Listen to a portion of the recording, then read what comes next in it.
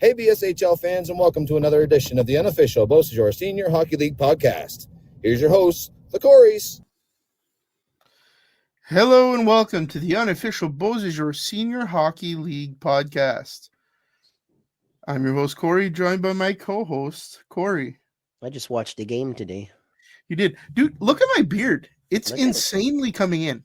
Is everybody seeing this? Look at that beard. No, it's just, listen, it's just me and you, but look at it. Yeah, Fuck, man. It's really, mine's it a little takes, shorter.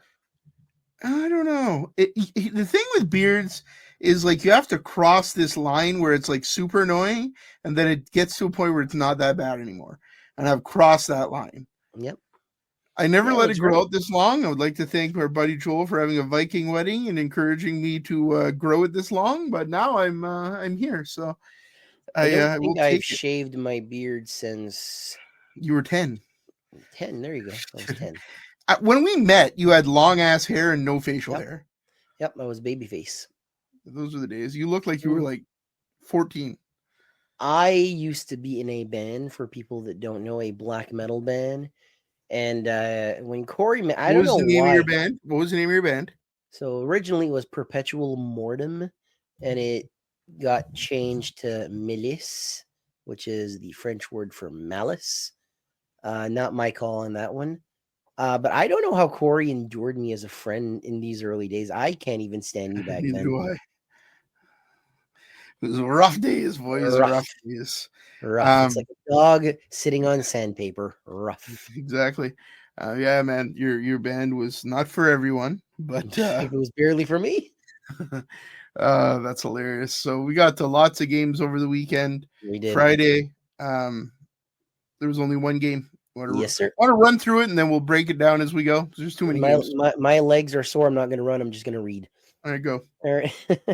So the Miramichi Northmen beat Les Corsairs de la Péninsule Acadienne 5-3. Goal scorers Josh Russell with 2 goals, John Hardy with 1 goal, 2 points, Will Irvine with 2 assists, Bryce Milson with 2 assists, and Jared Toole and Brendan Milson both with 1 goal. From the Peninsula, Luke Williams with 1 goal, Tommy Bezzo with 2 assists, Billy Bezzo, 1 goal, and Benji Curtis with 1 goal. Josh Russell, man. That's where I'm going to start tonight. He's developing into the kind of guy you want to have on your team in senior hockey. I've been singing his praises for the last few weeks now. It's insane. It's really something to watch, the development of that kid. Yeah, it's fun to watch. Nice guy. Interviewed him after the game, humble as ever. God knows why. Scoring goals, having fun. It's awesome to see. But really, to see his development this year coming into his own on that second line with Kennedy Glant and whoever plays at center, it was Tyler Clare this game. It's a good line, man. When your first line has 2 Milsons and your second line has those 2, it's never a bad day. The Northmen picked up a huge win this night. The Corsair played well enough to win the game. I can tell you exactly why they lost it. Penalties. That's it. They took some very, very undisciplined penalties, especially late in the game, and it cost them. Miramichi did exactly what you're supposed to do when you're gifted some power play time like that, and they scored those goals. So congrats to the Northmen. It's unfortunate. After this game, it was announced that the Corsair fired their head coach. So Dave Cowan is out. And Dave Cowan was a really nice guy. You interviewed him at the press conference. Super nice guy. It's unfortunate. That's the hockey game, though. Your job is never safe, no matter how good you are. They're in a bit of a rut right now. How do they get out of that? I agree. There's definitely a lot of talent there. They're just struggling to pick up the wins, but I'm sure that's going to turn around in time. So Absolutely. That was the only game on Friday night? None on Saturday. There was no game Saturday night. What did you do Saturday on your day off from hockey? What did I do? I don't even remember. Oh, I recorded an episode of The Maritime Warrior. When does that episode come out? Friday. Cool. Oh, this Friday already? This Friday, and a spoiler, it is Wrestling in 1990, episode 11, where I cover the World Wrestling Council in Puerto Rico. And there's only 12 episodes in this series before it comes to Mhm. an end. So And next month in December, I'm going to cover the rest of the companies that I could find in 1990, and I'm calling it Wrestling in 1990, episode 12, and the rest. little Simpsons nod there. A little Simpsons nod. I hope people get that. I like it. So you did that on Saturday. I think I slept for 7 hours. I took a nap early in the afternoon. I took a nap early in the evening. I ate some good food. I did some groceries. Went to breakfast at Seaside Grill in Rexton with Tracy, and we had, it's always I love getting there for breakfast. It's such good food, man. If you're coming from anywhere else in the province, if I can encourage, either go to La Riva or Seaside Grill in Rexton, you're not going to be disappointed. Yeah. You want to hear something fun? I didn't even tell this to Corey. Go. So on Saturday, Corey and I are pretty close. He's my best friend. He's my I best talk friend. to him daily. And on Saturday, we didn't really talk that much. And I looked at my mom like, man, I didn't really hear from Corey today. She's like, no. And I go, he better not have fucking died on me. And she goes, what kind of language is that, you idiot? So my mom wasn't really happy with me for saying that. I don't blame her. Jesus, I think if I died, my sister would have called you or something, though. So like, somebody would have let you know. Yeah. And then you would have had to break it to everybody in the podcast world. Mm-hmm. I don't know what I would have taken a long time to get over this one. Well, the good news is I'm still alive. So you're not allowed to die before me. I have to go first. Let's not talk about death. My God, this is getting dark. That's your job. That's true. Well, no, I know. I know it's hypocritical to somebody that works at hospice, but all right, let's get Sunday.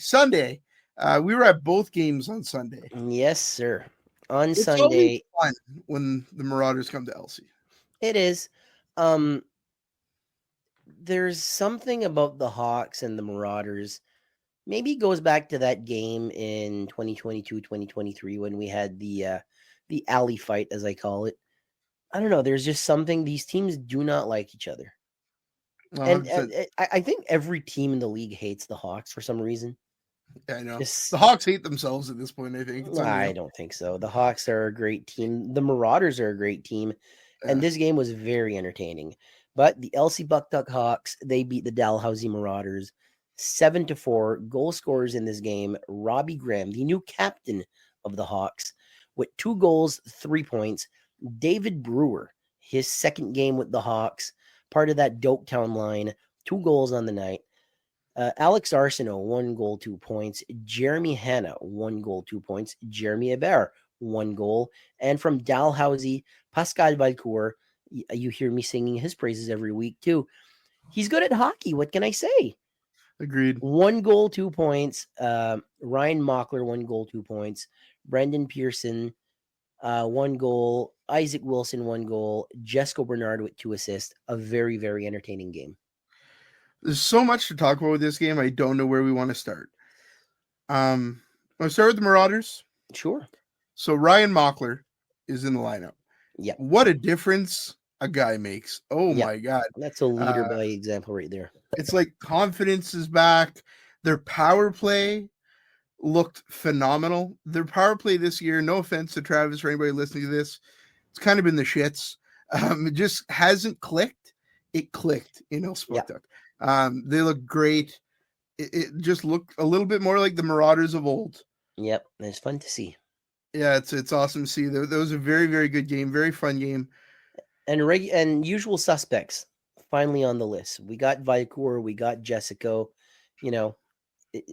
Those are 2 of the guys that last year you would see every week on the list. And they're there, but this week 2 points each. Gotta love it.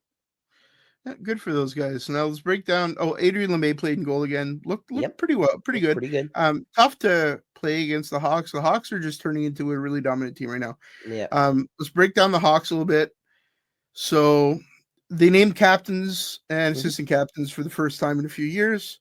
I think all the teams are doing that. When we get to Hammers, they've announced.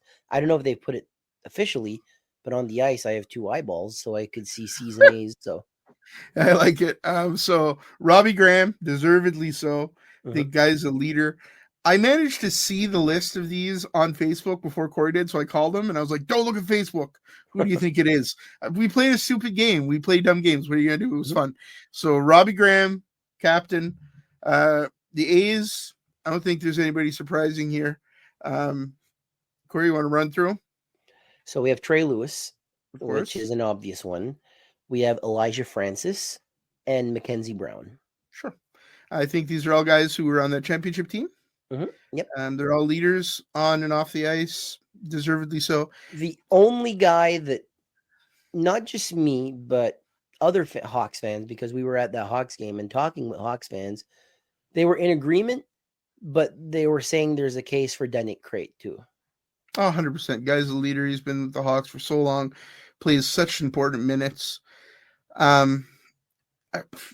Besides those guys, though, like, it's hard to make cases for a ton of others when those are the leaders. You could say, put a letter on Justin Guittard. Yep. You could put a letter on a couple other guys, maybe, Wayne but in Jones. reality, Wayne's a little bit younger than that key group, though. But he's a train. I know he is a train. I think it's the right choices were made. Congrats to those boys. Oh, I agree. Hawks look good again. Great. Doketown line looked really good. Mm-hmm. The Hawks were physical. Trey laid a few massive hits, including one that got him ejected from the game in a 1-game suspension. Yeah, I interviewed Trey Lewis after the game, and if you look at the hit, it's borderline for sure. Mm-hmm. You call what you see. We're not on the ice. We don't see what the officials see. So you call what you see. Trey's I was talking with Corey, like, so many fans don't like Trey Lewis, and I don't get it. Yeah. Like, I get it. Like, he's a dominant force on an opposing team. But when you talk to Trey Lewis, he's such a good guy. Off the ice, one of the nicest guys you'll ever meet. On the ice, he definitely plays on the edge. He plays a physical style. He's not going to shy away from hitting your stars. And that's why people don't like Trey. Trey's not going to shy away from hitting Milson. He's not going to shy away from laying a hit on Valcourt or Colombe, as we saw in this game. Mm-hmm. For that reason, he's a little bit of a polarizing figure. But again, I think Trey Lewis falls into that Brad Marchand. If he's on your team, boy, do you love him. If he's not on your team, boy, do you wish he was on your team, but you're going to hate him. It's just the way it goes. Talking about guys that are a little polarizing, Corey Schmierer. Mm-hmm. God, I went out during the intermission between like warm up and the first period because my mom forgot her notebook. So Mama Podcast didn't have paper to do what she does.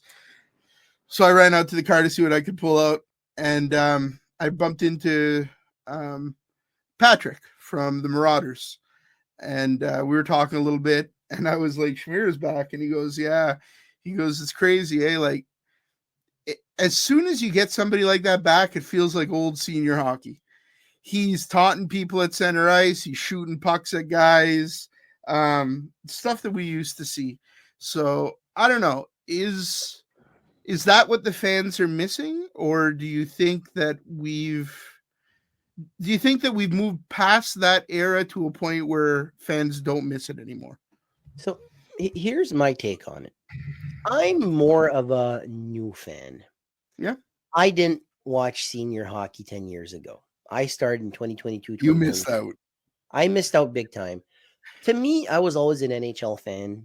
I was always in it for the skill and, the McDavids and the Ovechkins and all these guys. Me personally, I think there's a place for it. But I think there's a place and time for it. When the game is, when you're ahead by 1, or was it tied? I don't remember. I think it was tied at one point. No, I think they were the Hawks were ahead by 1. Oh yeah, okay, maybe. And Smear got a penalty. 4 minutes. 4 minutes, and they paid for it. They went down. The Marauders scored 2 quick goals. I don't know where there's good there. I really don't. Hawks ended up winning. It's a moot point. But if it's different, let's say the Marauders just keep peppering them and they win. not a smart idea, in my opinion. There's a time and a place. You know where it does work though? Pocketbooks, the crowd. You were there with me. We were both talking to the same people. People were excited to see Schmier. Oh yeah, Like I'm in people I'm in the enjoy that minority there buzz. for sure. Yeah, we are in the minority because I agree with you. I don't know that senior hockey hasn't moved past that. When you see guys that play that role, first of all, Schmier can play hockey. Let me just say Yes. that. Schmier can skate. Schmier is not, he's not one of those guys from 20 years ago who can barely skate and they're only there to fight. Schmier can skate. He can play hockey.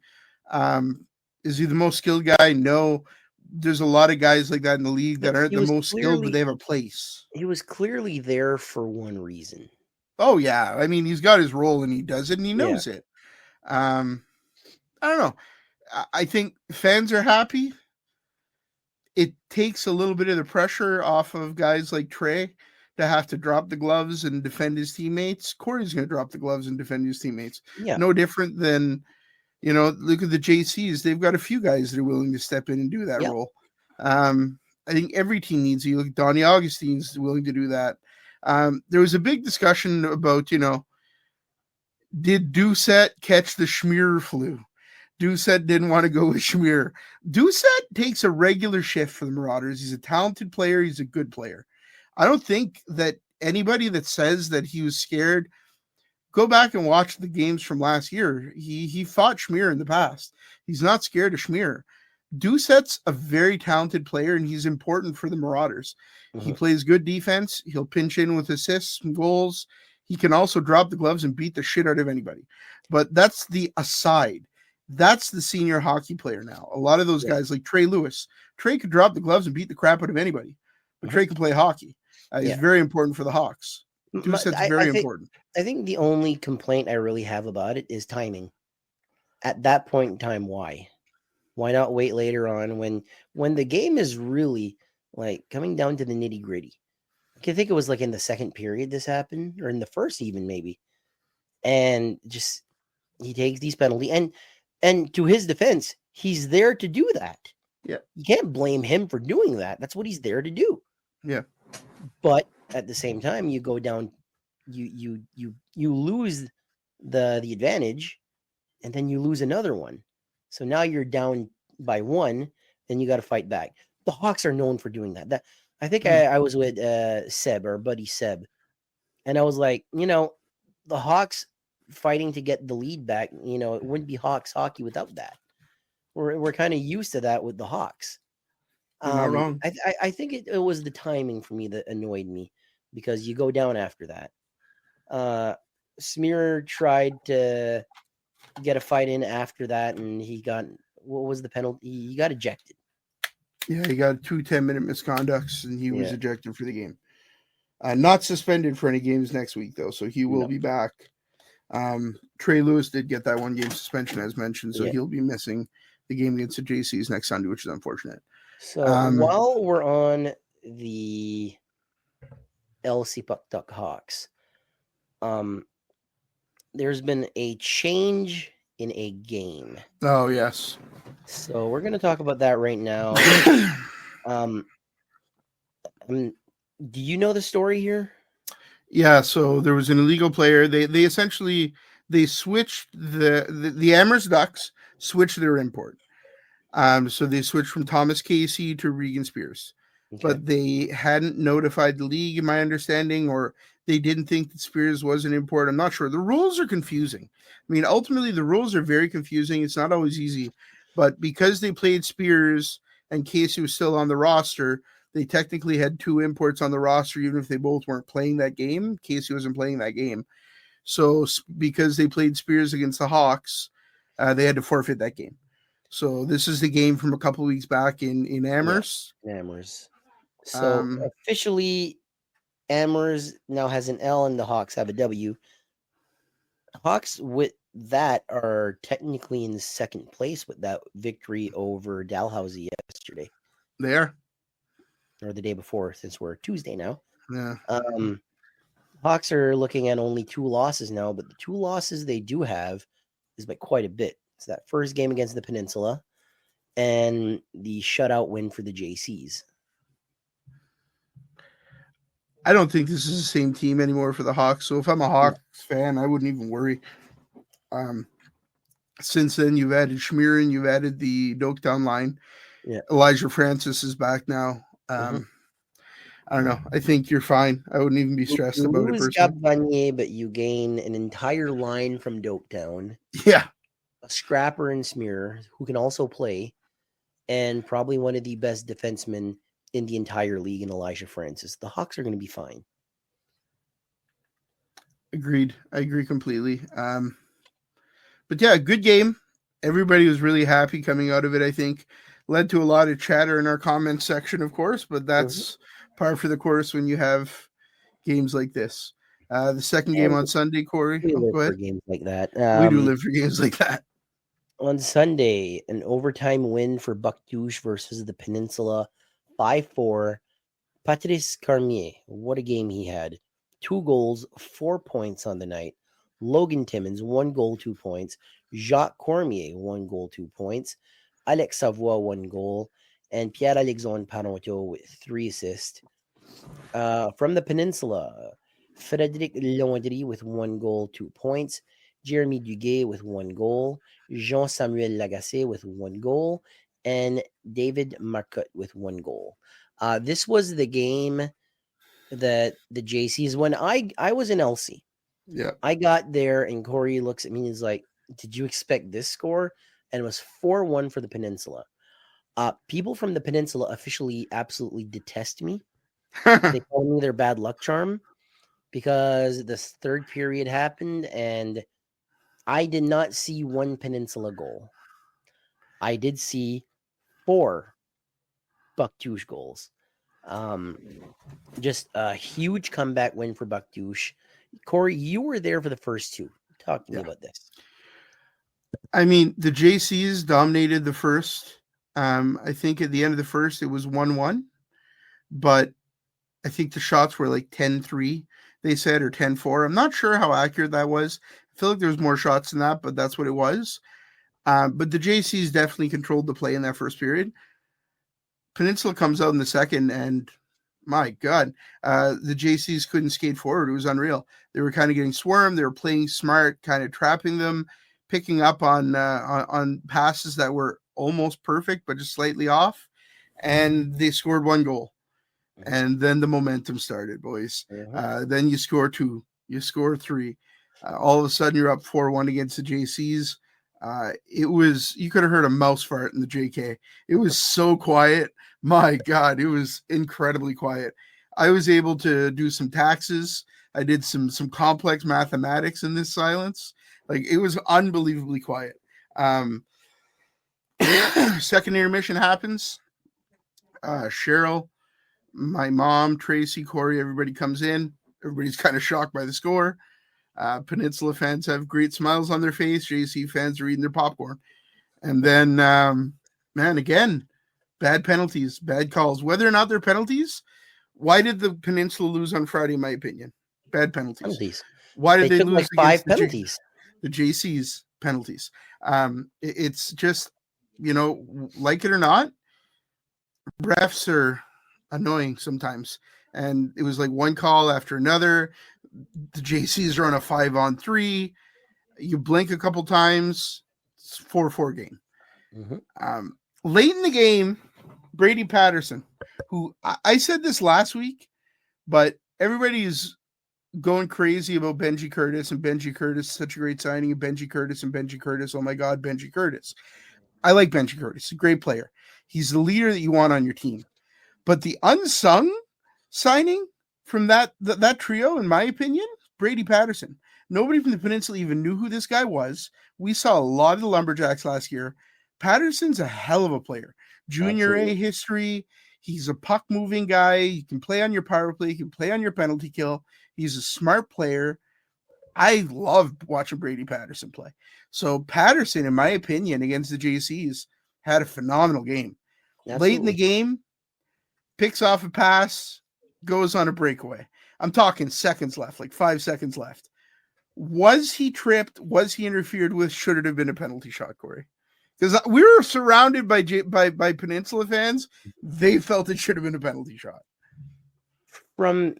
He definitely went down. Was it a trip? Was it a hook? Was it a penalty altogether? I don't know. I'm not on the ice. The referees are. The linesmen are. Dana White has a great quote. Don't leave it in the hands of the officials. Yep. Don't take a penalty. I mean, you're not wrong. Goes to overtime. The JCs win. The JK erupts. They haven't lost since opening night. It's unreal. It's really a hell of a comeback. In my opinion, game of the week. Game of the year. It's like up there. It's just a good game. And there was good goaltending both ways. My God. Yeah. Collette kept them in it. It's just good goaltending both sides, but the JCs win again. And, that's the name of the game. That's the end of the game. We move to Monday. Which is today as we're recording this. It is. Myself, Cheryl, and Mama Podcast were at this game. The Bucktooth JCs go into Amherst and they beat the Ducks 3-1. Goal scorers are confusing. I could have sworn that I heard that Malcolm Arsenault had 1 goal. Malcolm Arsenault, I heard that he had a goal. The High Button team heard that he had a goal. You heard that he had a goal from the JC's staff. But on the website, he doesn't have a goal, so whatever. The goal scorers apparently are Alex Malonzo with 2 goals, Dan LeBlanc with 1 goal, and Malcolm Arsenault with 2 assists. Alex Jacob, with 2 assists. And the sole goal from Amherst, Gavin Hart. Gavin Hart played a heck of a game. He did. That tip-in goal was amazing. That was a beautiful goal. He worked his butt off this entire game. And he's, in my opinion, the star from the Ducks on this night. Welsh played well as well, though. Without him, God knows it could have been worse. He was getting peppered every now and then. But I really want to talk about young Zachary LeBlanc for the JCs. He made some crucial saves, keeping the JCs in it. Stack the pads. You mentioned that one to me, too. Yep. Not every day you see the old stack the pads, Ken Dryden style 1970s hockey. Yeah, no, he was a fantastic player this night. I think this win really boosted up his confidence. I hope so. He's a good goaltender, and he's got a bright future in senior hockey. I love that the JCs are giving the backups some games, too. I mean, you got to do it. You got to let them play a little bit, and you might get rewarded with some phenomenal games like this. So we also got some rough stuff. Oh, buddy. Couple good fights. The one fight that we'll talk about is the Sully and Davis fight. So Davis at one point's like skating, not really looking around, or looks like he's not looking around, runs into Parento, drops Parento. JC's bench obviously wasn't happy. Bobby Davis is doing what he does. He's just such a funny guy. He's just messing around. Later on, they put Parento out there with Davis again. Davis gives him a little 2-hand slash from what I saw on the High Button stream, kind of off to the left of it. You can't really see it much. They said it was a 2-hander to the back of the legs. Immediately, Sully jumps on the ice. But Davis had left the ice. So Sully kind of skates around, probably calls Davis a pussy. I don't know what he said. And then later on in the game, they go. Good fight. Good fight. Hell of a fight. 2 heavyweights. The ovation that happened behind us. We had some JC's fans behind us. And the ovation when they saw Sullivan Cullen jump on the ice. This guy's a rock star to the JC's fans. Agreed. And you know what? Ovation from the Ducks fans because Bobby Davis is a rock star as well. Yep. So in talking about captains and assistant captains, you said the Ducks had some letters. I didn't see them because I was at home watching on High Button. So the new captain of the Amherst Ducks is Jordan Wenzel. Deservedly. Deservedly. The only other A that I saw, I believe one of the Lancelieve brothers has one. I think it's Colby. Could be wrong. Does Davis have one? Davis has an A, and Parker Deegan has an A. Okay. I like those choices. I think that's probably. I mean, for me, Davis is a former captain of the coal miners. I think he definitely deserves a letter. He's a leader. He's going to go to war for you every night. Not scared to drop the gloves. Not scared to defend his teammates. Remember that trackety game where he just busted someone's face last year? Turned the guy's face into a tomato. It was just like, I don't know. And the messed up part is Bobby's a super nice guy off the ice. So as scary as he is, super nice guys. Nah, you know, unlike the podcast, we're nice on the podcast. We're jackasses in real life. They're jerks on the ice, and they're super nice off the ice. Who knew? Yep. Who knew? Don't approach us. We're not very nice. Just Corey kidding. Bites. We love people. Man, this is a busy weekend, though. Yep. Thanks to you guys. It was Mama Podcast, Cheryl, and Corey at this Amherst game. I took a day off, watched the first 2 periods while eating a donair. Oh, you lucky on bitch. I know. On my couch eating a donair, watching the high button. Here's the thing, though. The high button stream didn't work at first. So it's 2:00, no stream. 2:03, the stream comes on, stream goes back down. And I'm like, oh, these poor guys. I know how that feels. We've been on the other side. They're probably like, oh no. So it comes back on around 2:05 or so. They're still doing the opening ceremonies. And from then on, it was perfect. I'd never been home to watch a high button sports stream. You did once, right? For the Hawks and the Amherst game, which it doesn't really matter now. It's a really good stream, though. It is. Yeah, they do a great job. There's a good little drinking game that you can find there. Yeah, what's that? Every time that they want to say the Ducks, they say the Ramblers, take a shot. Only twice this game. Only twice? Wow. Yeah, I wouldn't have even been buzzed. Yeah. They know it too, though. They joke about it. Oh yeah, no, they're great at what they do. Yeah. Like they're better than I am at the stream.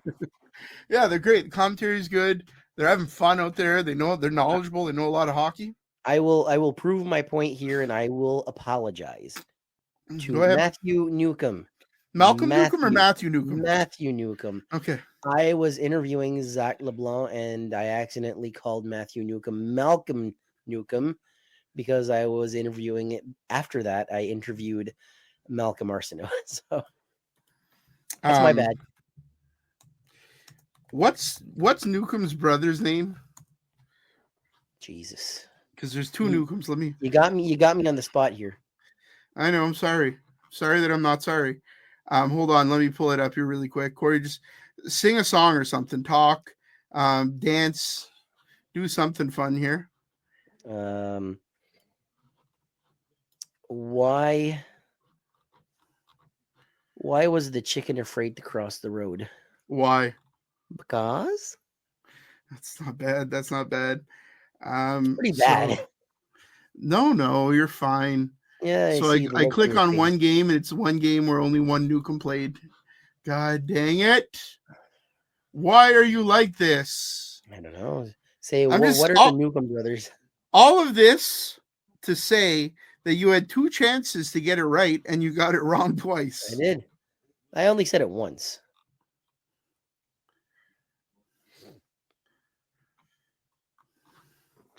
You know, here's the thing.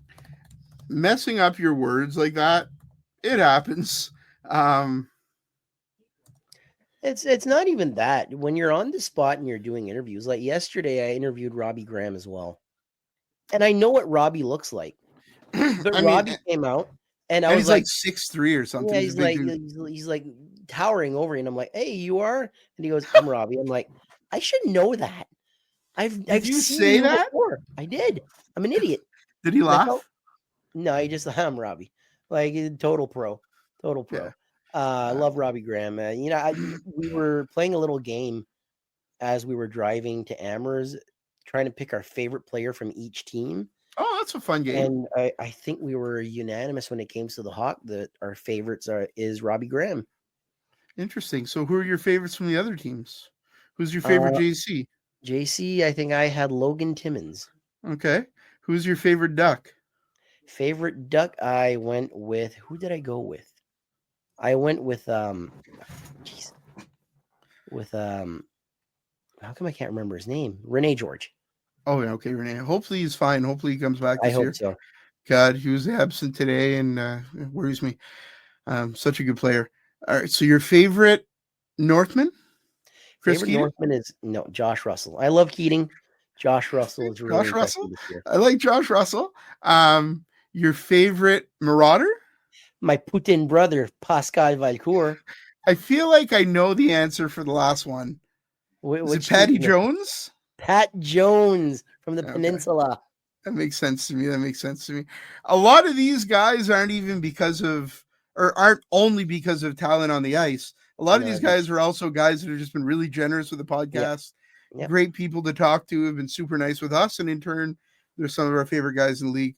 Yep. Who's your favorite general manager in the league? We won't go there. We won't go there because at least one of the general managers can beat your ass. They can all beat my ass, including Jeanette. I am not a tough man. I was just thinking about Trey, but all right. Trey would rip me into 7 different pieces. He would ragdoll you. He would rip me into 6 different pieces and distribute me to different teams. Here, a piece of the podcast. Here's a piece of the podcast. Trey's too nice, though. I like Trey. I like Jeanette. Travis is great. Andre is great. Every general manager has been fantastic. Yeah, we're very lucky the openness we've gotten from all these teams. Can't leave out Morrison, man, Dave Morrison. So we've got some interviews coming up. Mm-hmm. Couple interviews with some Northmen, couple interviews with some Hawks, four interviews with the JCs because they just keep winning. It's not our fault. We do 2 interviews with the winning team every game. Is kind of what we've set on. And thank you to all the teams for being so open. Mm-hmm. Man, they have made it so friggin' easy to do this. Yep. I really can't say enough. It's great. Fans love it. We're having fun. Also, a big thanks to the staff. Yeah. A shout out to Miguel of the JCs. Miguel Duano, I believe, is his last name. He sees us and he's like, "Who do you want?" We say names and he yells them out. So big thanks to him. It's not only the general managers and the teams, it's the staff too that really gives us a helping hand. I kind of mentioned that yesterday and took a picture of Braden LaBelle from the Marauders on the page. But sometimes I'm sitting there before the games trying to ignore Corey because he's talking too much. And I'm just looking around. I'm just kidding. But I'm sitting there and I'm like, the one thing, you look at these teams, the Corsal, they've got big road trips. Mm-hmm. Dalhousie, it's a 2.5-hour drive on a Sunday afternoon. But you have guys that make these trips and are there to fill water bottles and toss towels to guys and help them tape up or whatever they need. This league's impossible without all of that staff. So agreed. Shout out to them. Also, good job to all the teams for all their Remembrance Day ceremonies. None of us would be here without everything that the veterans did for us to have our freedom to be here today. Mm-hmm. And, kudos to the teams. I was really proud to be associated with a league that did such a great job in making sure that people recognize that and respected that. So same here. Hats off. Great stuff. Hats off. Good job, folks. Corey, it's the end of this episode. Hope everybody enjoys the interviews coming up. It's been a fun one, man. I always enjoy these episodes. We'll be back on Thursday with Tracy Zamboni review, our team of the week, all kinds of stuff coming up. So thanks for all your support, everybody. Corey, thank you for being here. Thank you for having me. Talk to you later. Take care. See you soon. Here with Josh Russell. Josh, 2 goals tonight. How you feeling? Good. That's to the point. So you're looking different this year, man. You look more comfortable. You look like you're adapting to senior hockey. What's changed from last year to this year besides experience? Just getting to play a lot more up front. I was back and forth last year and trying to get my footing, and now I'm full-time up front, and I'm trying to figure out how guys play now. You play the same guys over and over again. You kind of understand how they play out on the ice, so you can adapt to that as well. Talk to me about your line mates. You guys are really gelling out there. Yeah, I know. I love playing with Gally. He's a great skill guy. He sees the ice well. He can move me the puck. And then we had Claire up in the middle tonight, and Claire can dish pretty well too, so I should have found a good spot to get open. All right, man. Well, congrats on the win, and we'll see you soon. Thank you. Appreciate it. I'm here with John Hardy. John, big win tonight. You picked up a goal. How are you liking wearing the Northman red? Oh, it's good. It's good. For me, the dressing room is important for me. We got a good group of guys here, and, he makes you want to battle for the guys around you. And that was my biggest concern, changing teams this year. And then, seeing what we got, skill-wise and talent-wise, it's a fun team to play with. Absolutely. You guys have lost a lot of one-goal games. Could very well have 2 or 3 more wins. Talking a little bit about the fight from this team. Just seems like you guys never quit, especially last Sunday in Bucktouche. You go down a few, never give up.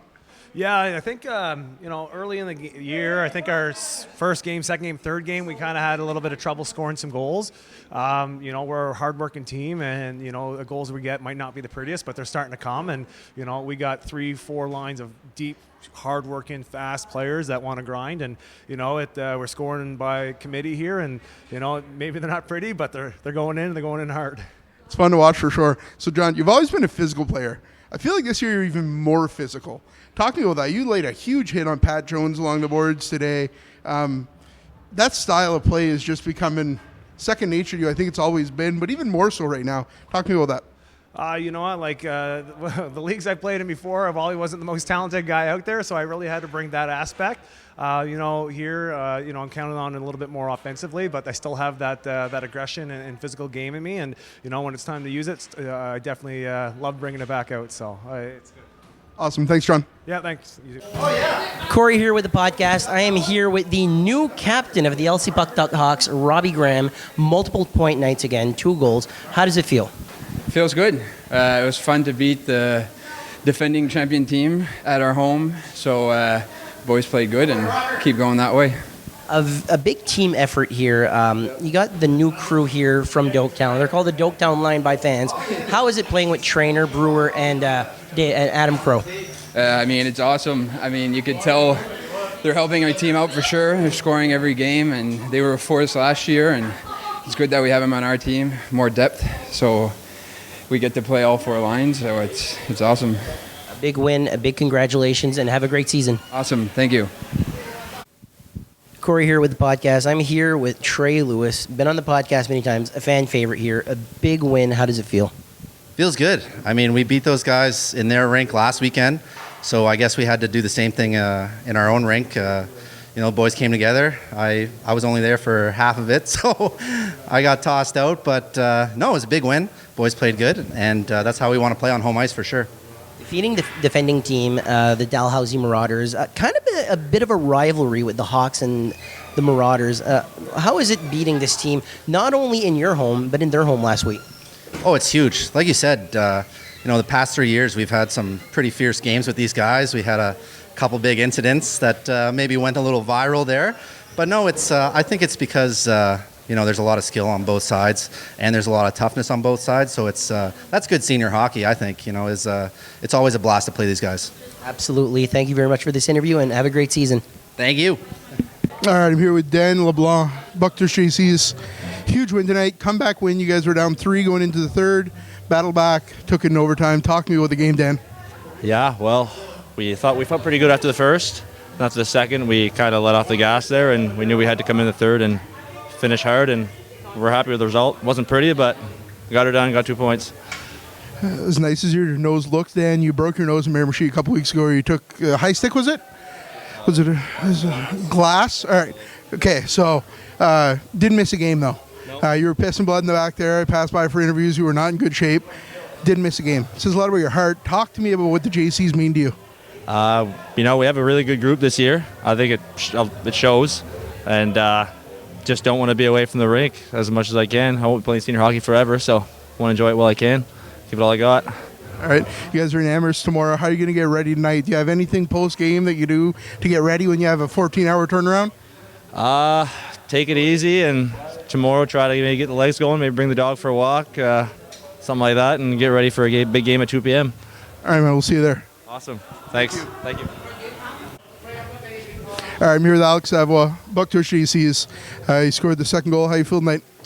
Pretty good. Big comeback in the third. Wasn't expecting it, but great win for the boys. Yeah, the boys. Battle back. Cross out. Heck of a team this year, but you guys have a solid team as well. How do you prepare now going into Amherst tomorrow at 2 o'clock? They came out strong tonight. They played us very good. tonight's going to be the same thing. Tough game. They're going to come out bouncing. 2:00 game in their rink, so we just got to be ready for it. All right. What do you eat pre-game? I got to know. Pre-game, tomorrow for 2:00 game, probably just egg, bacon, toast, and ready to go. That's it. All right, man. Thanks for your time. Yeah, thanks a lot. Corey with the podcast here. I'm here with Malcolm Arsenault. Big win on the road for the JCs. How does this feel? It feels really good, especially coming off a quick turnaround after last night's game. Not too much. We didn't get such a good sleep last night, so anyways, we came here and played a good 60 minutes and walked away with 2 points. That's all we can ask for. The JCs have just been on a heater lately. The leadership in this locker room, unbelievable. Missing Newcomb, missing Jacques, but you still had Paronto, you still had Cormier. Talk to me about how it is having these guys in the lineup. Well, having these guys is, when they show up and they're playing the right way, it makes it so much easier for us to come in and play hockey the right way, and they're just making it easy on us, and we're just making the right plays, and we're getting stuff done, and it's all we can ask for. All right, thank you, and enjoy this win. Hey, thanks. Corey here with the podcast. I'm here with JC's goaltender, Zach LeBlanc. Big win on the road. I think it was 20-something to... You only gave up one shot. How does it feel, this big win on the road? Feels great. We have an absolute great group. Every guy blocked some shots, and I did my job. We won this game. Did a very good job. Talk to me about the leadership in this locker room, because you were missing Jacques Cormier. Malcolm Newcomb wasn't here, but you still have Paronto, you still have Patrice Cormier. What does that mean to the JCs? It feels great to play with those guys. It's not every day we have the chance to play with those guys at our hometown, so might as well take advantage, and I think we got lots of potential. I agree, and congratulations on the win, and have a great season. Thank you very much.